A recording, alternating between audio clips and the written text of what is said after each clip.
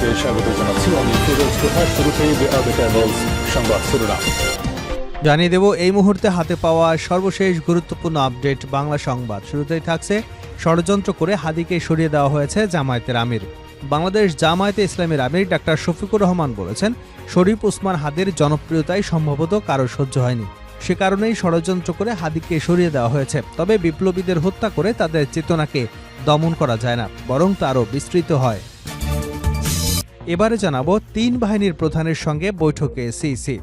ত্রয়োদশ জাতীয় সংসদ নির্বাচন ও গণভোটকে সামনে রেখে দেশের আইনশৃঙ্খলা পরিস্থিতি পর্যালোচনা করতে তিন বাহিনীর প্রধানের সঙ্গে বৈঠকে বসেছেন প্রধান নির্বাচন commissioner CEC AMN Nasir Uddin.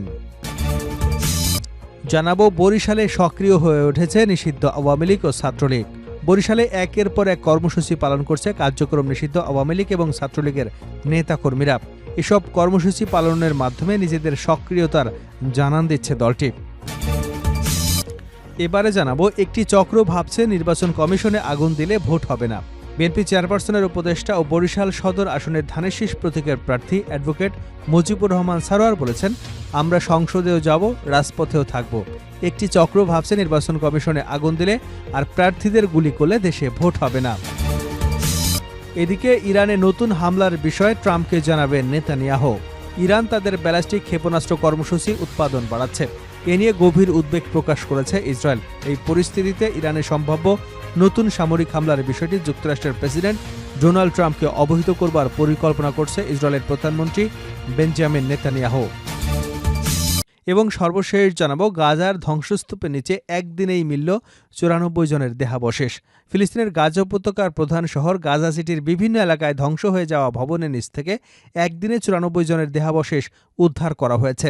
শনিবার সারাদিন গাজার বেসামরিক প্রতিরক্ষা বাহিনীর সদস্যরা এসব দেহাবশেষ উদ্ধার করেন। প্রিয় দর্শক, আপনারা জানেন নেতানিয়াহু ইতিমধ্যেই পরিকল্পনা করেছে ইরানে নতুন করে হামলা শুরু করবে। দর্শক, আপনি কি ইসরায়েলের এই নতুন হামলায় সমর্থন করেন নাকি করেন না? যদি সমর্থন না করে থাকেন তাহলে কমেন্ট বক্সে না লিখুন, আর চ্যানেলে নতুন হয়ে থাকলে চ্যানেলটি সাবস্ক্রাইব করে বেল আইকনটি বাজিয়ে রাখুন। এতক্ষণ শুনছিলেন সংবাদ শিরোনাম, এবার থাকছে বিস্তারিত সংবাদ। ষড়যন্ত্র করে হাদিকে সরিয়ে দেওয়া হয়েছে জামায়াতের আমির। বাংলাদেশ জামায়াতে ইসলামের আমির ডাক্তার শফিকুর রহমান বলেছেন, শরীফ ওসমান হাদির জনপ্রিয়তায় সম্ভবত কারো সহ্য হয়নি, সে কারণেই ষড়যন্ত্র করে হাদিকে সরিয়ে দেওয়া হয়েছে। তবে বিপ্লবীদের হত্যা করে তাদের চেতনাকে দমন করা যায় না, বরং তা আরও বিস্তৃত হয়।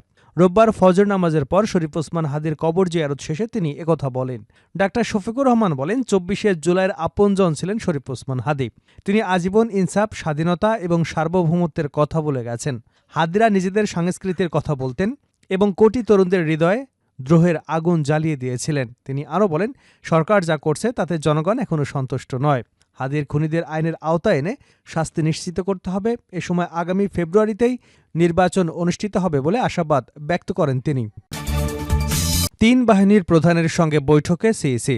ত্রয়োদশ জাতীয় সংসদ নির্বাচন ও গণভোটকে সামনে রেখে দেশের আইনশৃঙ্খলা পরিস্থিতি পর্যালোচনা করতে তিন বাহিনীর প্রধানের সঙ্গে বৈঠকে বসেছেন প্রধান নির্বাচন কমিশনার AMN নাসির উদ্দিন। রোববার দুপুর 12টায় নির্বাচন ভবনে সিইসির কক্ষে বৈঠক শুরু হয়। এর আগে একে একে ইসি ভবনে প্রবেশ করেন সেনাবাহিনীর প্রধান জেনারেল ওয়াকারুজ্জামান, নৌবাহিনীর প্রধান অ্যাডমিরাল মোহাম্মদ নাজমুল হাসান এবং বিমান বাহিনীর প্রধান air chief marshal Hasan Mahmud Khan. তিন বাহিনীর প্রধানদের স্বাগত জানান নির্বাচন কমিশনের সিনিয়র সচিব আক্তার আহমেদ। দুপুর 2:30টায় নির্বাচন ভবনের সম্মেলন কক্ষে সিইসির সভাপতিত্বে আইনশৃঙ্খলা সংক্রান্ত উচ্চ পর্যায়ের সভা অনুষ্ঠিত হবে।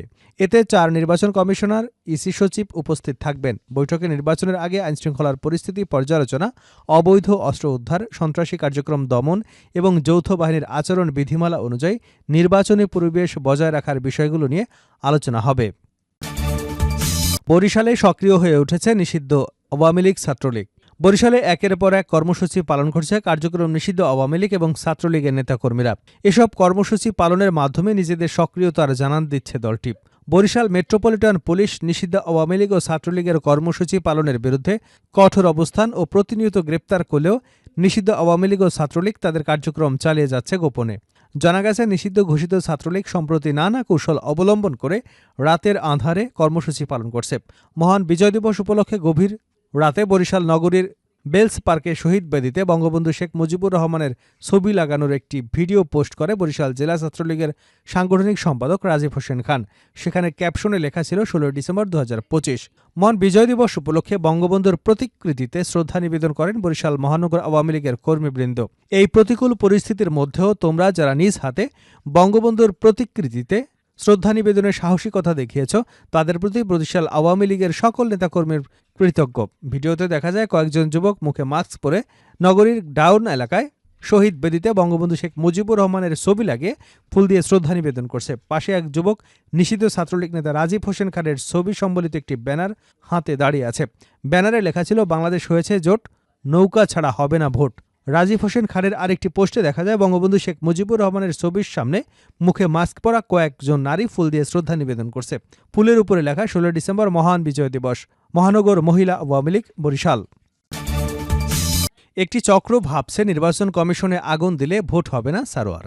বিএনপি চেয়ারপারসনের উপদেষ্টা ও বরিশাল সদর আসনের ধানের শীষ প্রতীকের প্রার্থী অ্যাডভোকেট মুজিবুর রহমান সারোয়ার বলেছেন, আমরা সংসদেও যাব, রাজপথেও থাকব। একটি চক্র ভাবছে নির্বাচন কমিশনে আগুন দিলে আর প্রার্থীদের গুলি করলে দেশে ভোট হবে না। বিকেলে বরিশাল বিএনপির দলীয় কার্যালয়ের সামনে অস্থায়ী মঞ্চে বেগম খালেদা জিয়ার রোগমুক্তি কামনায় দোয়া ও শ্রমিক সমাবেশ থেকে প্রধান অতিথির বক্তব্যে তিনি একথা বলেন। তিনি বলেন, আমাদের এক পা রাজপথে, আরেক পা থাকবে সংসদে। নির্বাচনকে ভণ্ডুল করতে চায় একটি গোষ্ঠী। আমাদের ঐক্যবদ্ধ থাকতে হবে। গণতন্ত্র রক্ষায় এ দেশ নিয়ে আর কোনো চক্রান্ত সহ্য করা হবে না। সারোয়ার বলেন, ফ্যাসিস্ট সরকার দেশকে শেষ করে পালিয়ে গিয়ে ভারতের সঙ্গে আঁতাত করেছে। তারা দেশের মানুষের সঙ্গে বেইমানি করছে। তাদের চক্রান্ত এখনও অব্যাহত রয়েছে। বেগম জিয়া জীবন মৃত্যুর সন্ধিক্ষণে রয়েছেন উল্লেখ করে বিএনপির এই নেতা বলেন, প্রকৃত দেশপ্রেমিক বেগম জিয়া রাজপথে থেকে প্রধানমন্ত্রী হয়েছেন। শেষ করছে আন্তর্জাতিক সংবাদ দিয়ে। গাজার ধ্বংসস্তূপে একদিনে মিলল ৯৪ জনের দেহাবশেষ। ফিলিস্তিনের গাজা উপত্যকার প্রধান শহর গাজা সিটির বিভিন্ন এলাকায় ধ্বংস হয়ে যাওয়া ভবনের নিচ থেকে একদিনে ৯৪ জনের দেহাবশেষ উদ্ধার করা হয়েছে। শনিবার সারাদিন গাজার বেসামরিক প্রতিরক্ষা বাহিনীর সদস্যরা এসব দেহাবশেষ উদ্ধার করেন। উদ্ধার করা দেহাবশেষগুলো পরে গাজার প্রধান চিকিৎসা কেন্দ্র আল শিফা মেডিকেল কমপ্লেক্সের ফরেনসিক বিভাগে হস্তান্তর করা হয়। ফরেনসিক পরীক্ষার পর সেগুলো গাজা সিটির পার্শ্ববর্তী দেইর আল বালা এলাকার শহীদ কবরস্থানে দাফন করা হয়েছে। গাজার স্বাস্থ্য মন্ত্রণালয়ের কর্মকর্তারা জানিয়েছেন, উদ্ধার হওয়া ৯৪ জনই ইসরায়েলি বাহিনীর বোমা হামলায় ধ্বংস হওয়া ভবনের নিচে চাপা পড়ে নিহত হয়েছেন। পুরো গাজা উপত্যকা জুড়ে পূর্ণ মাত্রায় অনুসন্ধান চালানো হলে এ ধরনের আরও বহু মরদেহ এবং দেহাবশেষ পাওয়ার আশঙ্কা করছে। তুরস্কের সরকারি বার্তা সংস্থা আনাদুলু এজেন্সিকে এ তথ্য জানিয়েছে তারা। ২০২৩ সালের ৭ অক্টোবর গাজা উপত্যকা নিয়ন্ত্রণকারী সশস্ত্র গোষ্ঠী হামাসের যোদ্ধারা ইসরায়েলের ভেতরে হামলা চালিয়ে ১,২০০ জনকে হত্যার পাশাপাশি ২৫০ জনকে জিম্মি করে নিয়ে যায়। এর পরদিন ৮ অক্টোবর থেকে গাজায় সামরিক অভিযান শুরু করে ইসরায়েলি বাহিনী। অভিযান চলাকালে গাজার বিভিন্ন আবাসিক এলাকা, হাসপাতাল, স্কুল, দোকানপাট এবং আশ্রয় কেন্দ্রে ব্যাপক বোমাবর্ষণ করা হয়। এতে অসংখ্য ভবন ধ্বংস হয়ে যায় এবং অনেক মানুষ ধ্বংসস্তূপের নিচে চাপা পড়ে থাকেন, যাদের যুদ্ধকালীন পরিস্থিতিতে উদ্ধার করা সম্ভব হয়নি। দীর্ঘ যুদ্ধের পর ২০২৫ সালের ১০ অক্টোবর যুদ্ধবিরতি কার্যকর হওয়ার ২ মাস পর ডিসেম্বর থেকে ধ্বংসস্তূপে উদ্ধার কাজ শুরু করে গাজার বেসামরিক প্রতিরক্ষা বাহিনী।